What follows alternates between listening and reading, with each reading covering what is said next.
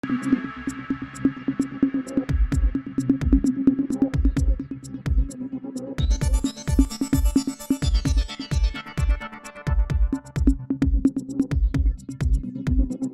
and welcome to Focus 54, your real guide to African news. My name is Jeffrey Murimbechi. Quite a lot is happening, and quite a lot has happened in the year 2024, which we have dubbed and has been dubbed the most, I would say, the election year for Africa, with the highest number of elections happening in this year alone within the continent. But today, we cast our focus on infrastructure development prior to the recently held Regional Construction Summit. But for now, let's have a look at the stories that are topping African news. And you can always go onto our Facebook page, ZBC News Online, and also follow us on our YouTube channel and give us your thoughts and comments and maybe some of the things you would like us to touch upon. We start off with the big story. A landmark election has just happened in Namibia. The country has made history, electing its first female president, Netumbo Nandi Ndaitwa. With 57% of the vote, she secured the presidency, making a significant milestone in the country's history.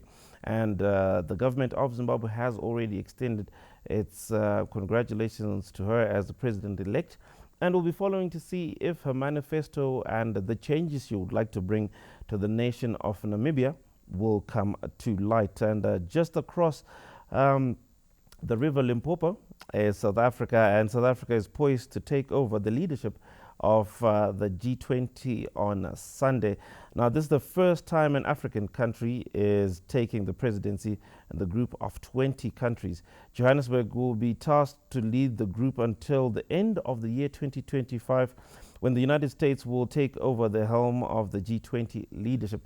Now, the focus is cast upon President Cyril Ramaphosa, his relations with the BRICS, his relations within the region of Africa, and how South Africa's economy is tied to the rest of the G20 countries. And if I must say, this is quite a lot of pressure for the president, Cyril Ramaphosa, because whatever he will do will be a yardstick that is used to measure how Africa or how African countries will be accepted as such a fora.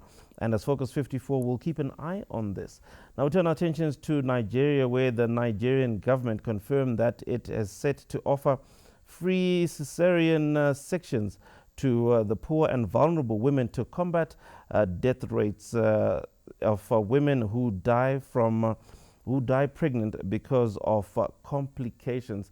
And Nigeria's government is taking a stance to help its most vulnerable, and several organizations, including the government itself, is on the ground to make sure that this comes to light. We turn to Burkina Faso, where the country inaugurated a tomato processing factory. It is expected to create great economic opportunities for the country. And as you know by now, I seem to be quite biased towards their president, Ibrahim Traoré, who is a young maverick of a leader who has nationalized some of its major mines, who has brought about some very significant change and seems to continuously bring empowerment to his people. But speaking of empowerment, in the next segment, we'll be joined by Dr. Tinashe Manzungu, who is going to give us the insights and really simplify the massive juggernaut of construction within the Sadc region, and give us a perspective of where we are right now. But for now, Focus 54 takes a short break. We'll be back right after this.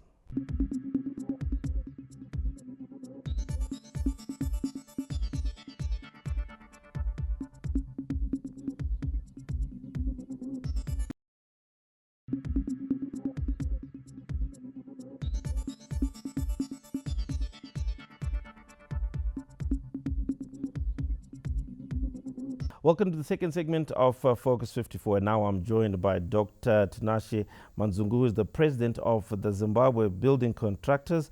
And they hosted the summit, which brings together regional stakeholders in the construction industry. He'll help us unpack and what transpired during the summit.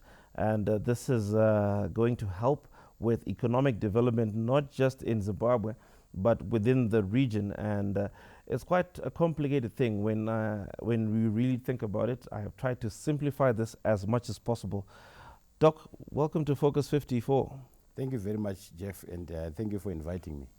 Well, Doc, you've just held a massive summit.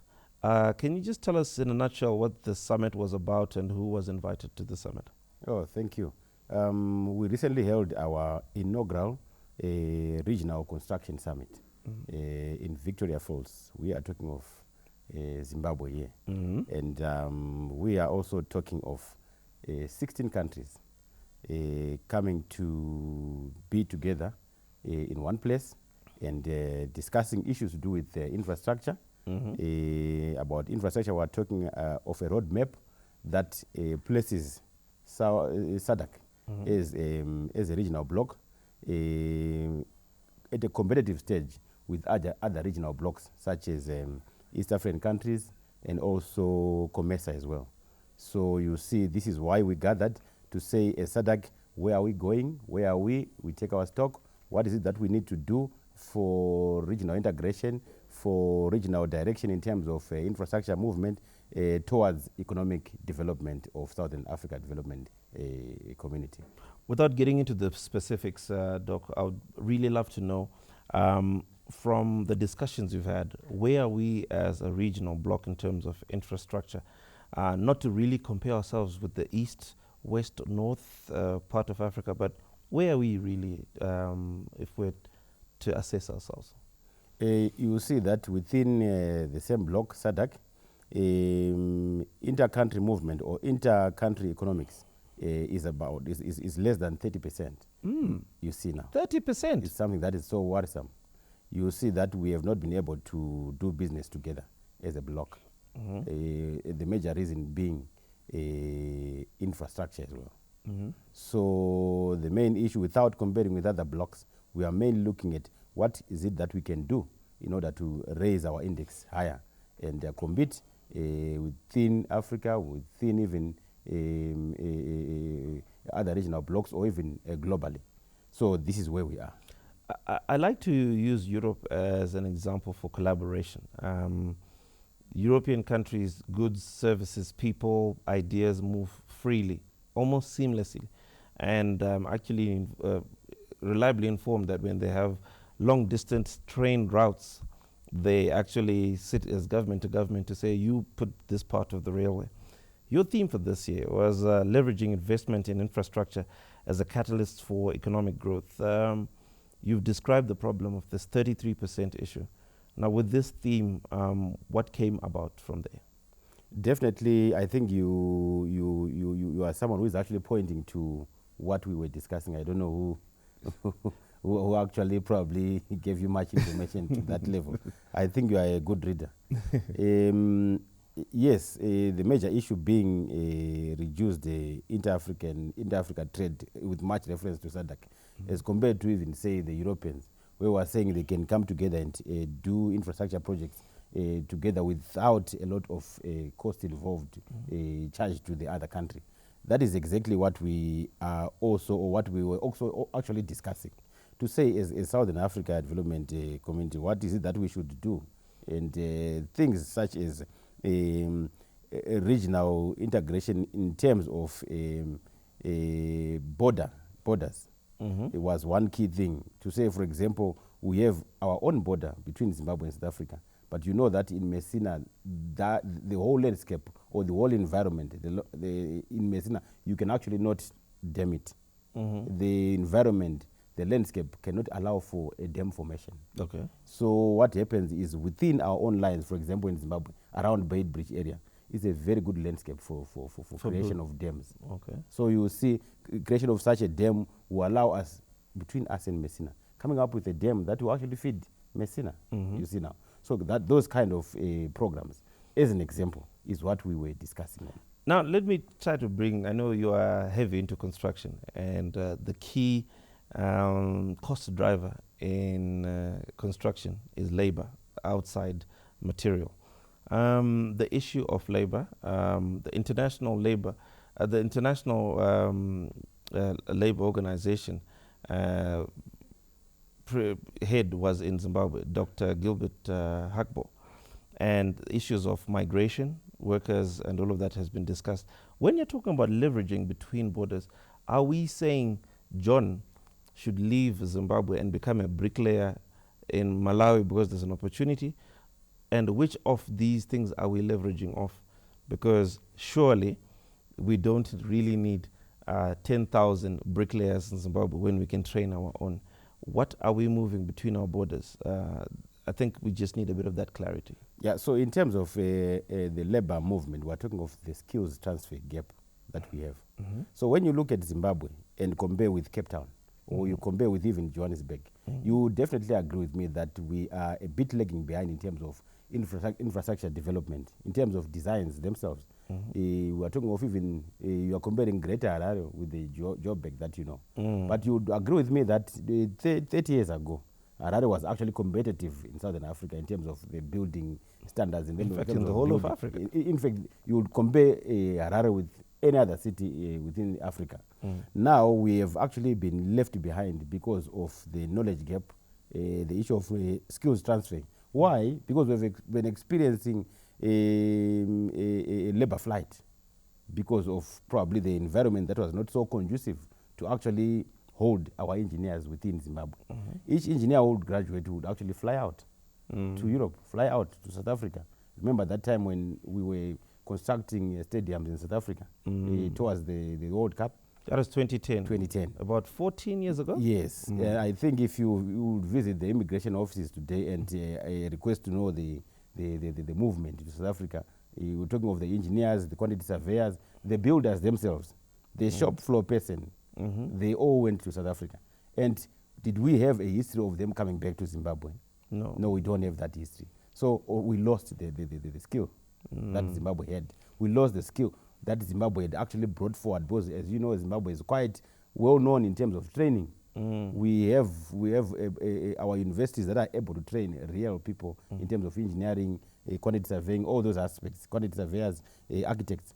But the whole issue now is to say now, Zimbabwe is poised for a growth, as Zimbabwe as an example. We are targeting to achieve our upper middle income economy status by 2030. And for that to happen, it's not only because of the materials that we have in the country, but it's also because of the skills that we have in the country.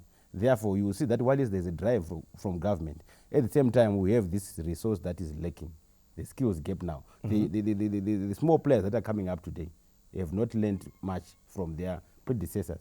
So we're now saying, let's have an exchange program to master builders of South Africa. Let's have people coming from construction industry Zimbabwe to master builders South Africa. Let's have people going to Zambia Construction Association. Let's have people going to Kenya Association of Contractors to learn and get skills and come back with them home. Wow. Yeah. Doc, we're going to take a short break as we close off the second segment of Focus 54, because clearly you've given us a very well summarized situation of where we are as a regional bloc, where we are as Zimbabwe, the situation that we're coming through. But one of the reasons why we also have Focus 54 is to provide solutions to all of these, because the good doctor is going to help us understand how the re-engagement agenda that is within Zimbabwe as Sadc chairpersons, and how we're integrating that, and what is the consensus within these 16 countries to say, let us build our regional bloc of Sadc. Focus 54 takes a short break. We'll be back right after this.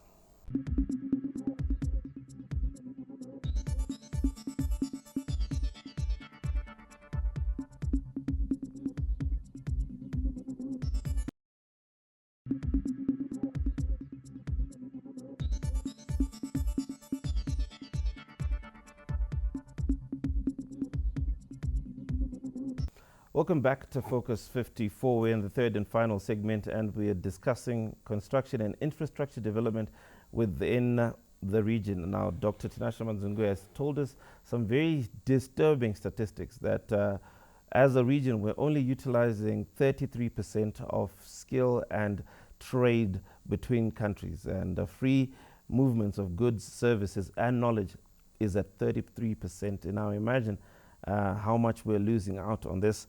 Doc, we talked about re-engagement agenda, not only from the Zimbabwean government, but how has this mantra then spread across the 16 countries to say, hey, brother, from left to right, let's stand up? You will agree with me that whilst we are actually sharing the Sadc Regional Block as Zimbabwe, it is our mandate also to make sure that in all facets of the economy, we also make sure that we participate as the private sector. And whilst we are doing that within the lines of infrastructure, we have the mandate to speak to our colleagues in the other 15 member countries, we being the 16th. So you will see that we set together. Yes, it was an invite to our colleagues, and we actually had a solid movement between South Africa and Zimbabwe, where we have an agreement that was actually signed on how we are going to be collaborating. We also did the same with Zambia. So already these three countries, Zimbabwe, Zambia, and South Africa, are the principals to this movement, where we say the other rest of the countries that were already engaging as well. We are looking forward to have the same conference come next year. And this has actually been appreciated by our own government. We are quite pleased with that, because the Honorable Vice President also actually alluded to say, if this can actually be held mid-year next year, far before mid-year next year, it is something that we're actually organizing. And already negotiations between us as Zimbabwe Building Contractors Association and the Ministry of Local Government, that is actually spearheading this as well now, to assist us bring all, not only private sector, but also the governments themselves, so that we have that buy-in from the other governments, not only from the private sector movement. This is where we are at the moment. The main objective being to have a harmonized approach towards infrastructure development. Doc, sorry to cut you off there. In terms of the governments, they've spoken quite a bit since the Sadc summit and speaking through different fora. You spoke about the private sector, the private-public partnerships. Have the governments now created special economic concessions and incentives to say, let's say, for example, if we were to say Manzungu and Jeff Construction would like to register in Malawi or would like to register in Mozambique to compete for tenders to build and develop properties, will it be easier now after these conferences and summits for private partnerships to exist and move much faster than they did before? Definitely. Already during the conference, we also had an initial agreement between ourselves as Zimbabwe contractors, signing an agreement with our own ZIDA, Zimbabwe Investment Development Agency. And this ZIDA is going to act as a window to actually work with us to these other member states that we want to work with. You understand that coming from the construction industry, we might not be the very best people to be able to negotiate contracts. We might be probably not the best people to actually invite investment. I mean in terms of language and the jargon and even the contracts. Therefore, we have our own agency that our government has actually put forward to us. And they are actually ready. We're actually working on the low-hanging fruits so that we see before even 2030, we should be having a solid, tangible movement. As an example, already we have a pledge to say, in Zimbabwe only, at least $100 million should come to Zimbabwe. At least 100 million investment should come to Zimbabwe. At least 100 million investment should go to each and every country. So we're saying 100 million times 16 countries. It's a benchmark that we're setting to say, by say next year, 2025, second quarter, we should see this movement of this money to say, in Zimbabwe, what has actually come to Zimbabwe in form of partnerships, in form of triple Ps, in form of joint ventures. Number one. Number two, our own government in Zimbabwe also looking into the issue of concessionary agreements, where we're saying we can actually do work in Zimbabwe without necessarily being paid from the fiscus, but let us be paid maybe through land or through some other form of article that is not money, you see. So these are things that actually in Zimbabwe is guaranteed. So still on Zimbabwe, I know we don't want to focus too much on Zimbabwe, but this week there was an open declaration that Zimbabwe would like to reach at least 1 million housing units by the year 2025. It sounds like an audacious bid.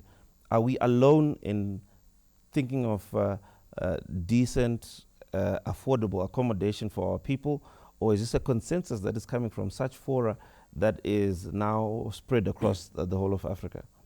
Yeah, that is something that is quite much reachable. It's actually not a huge figure, 1 million houses. Why? Because it is not only the government that will build these houses. Government alone cannot actually put up a budget and build 1 million houses. But these 1 million houses are actually going to come from us also as a private sector.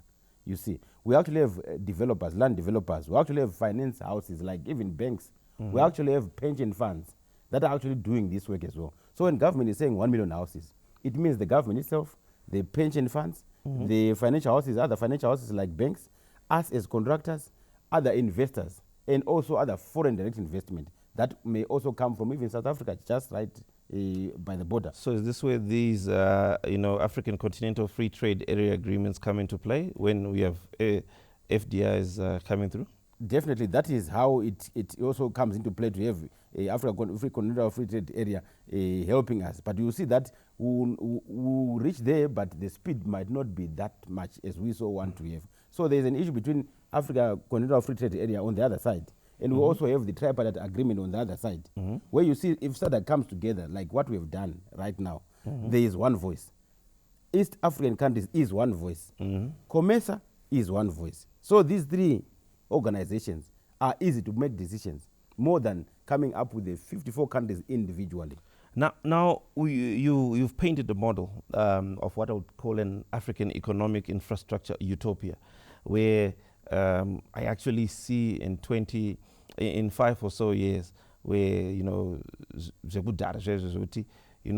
a young man's first job, you start by getting an apartment or a co-house, and you upgrade as you go forward.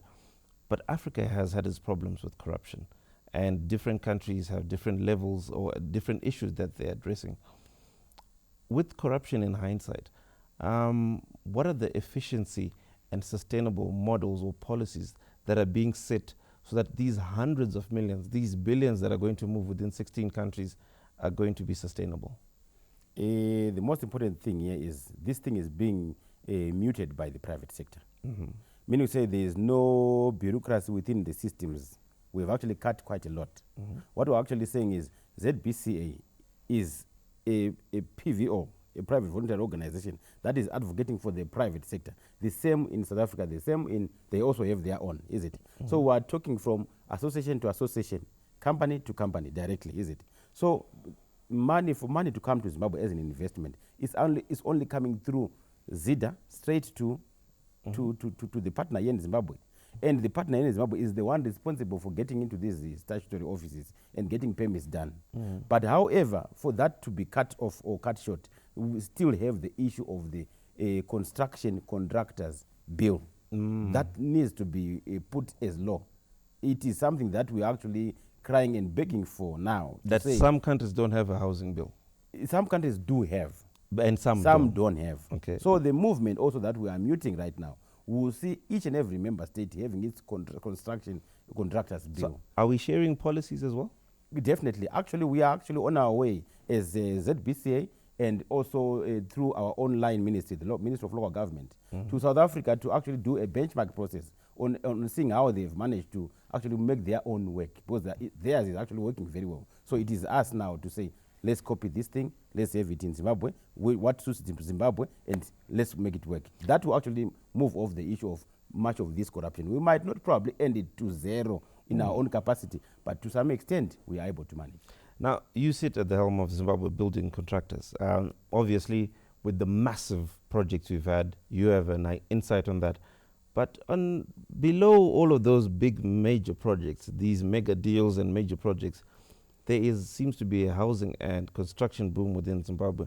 And when you travel to certain countries like Mozambique and Malawi, the infrastructure is not the same as we have in Zimbabwe. Your parting words in terms of tapping into organizations such as yours so that you can grab opportunities across Africa? Definitely, Zimbabwe Building Contractors Association is the house to be if you are in the infrastructure move.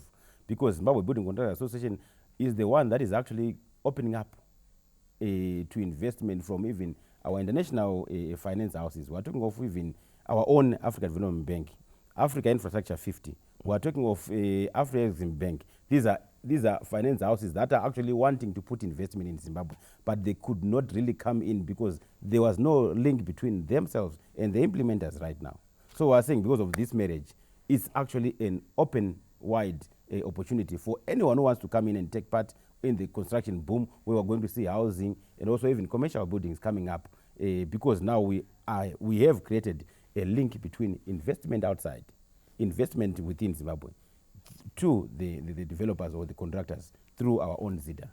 Dr. Banzungu, I'm sure we need a part 2 of this, and when we have the second summit, we will welcome you into studio and check on the progress. And clearly, the Zimbabwe Building Contractors is, it's your organization is representing Zimbabwe very well.